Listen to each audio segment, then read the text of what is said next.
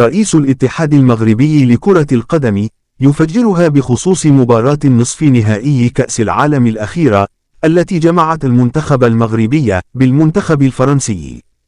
أكد رئيس الاتحاد المغربي لكرة القدم فوزي لإقجع أن المنتخب المغربي كان مرشحا بقوة للوصول إلى نهائي كأس العالم قطر 2022 لولا الظروف الرياضية التي عرفتها مباراة النصف النهائي أمام المنتخب الفرنسي. وأضاف رئيس الاتحاد المغربي لكرة القدم في كلمة له خلال حفل استقبال المنتخب المغربي لأقل من 17 سنة: لقد قلت لكم قبل ذهابكم إلى الجزائر للمشاركة في كأس إفريقيا أن طموحكم يجب أن لن يكون له حدود، وأن لن يقتصر فقط على الوصول إلى كأس العالم أو أن تصبحوا محترفين.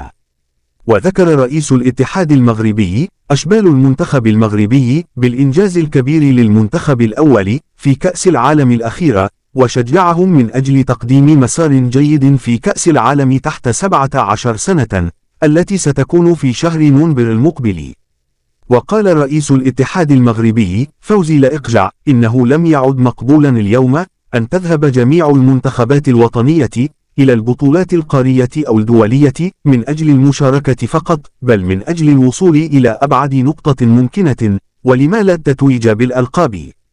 ولم يتمكن المنتخب المغربي لأقل من 17 سنة من الفوز بكأس إفريقيا لكرة القدم التي احتضنتها الجزائر بعد هزيمته من طرف المنتخب السنغالي بنتيجة 2 مقابل 1.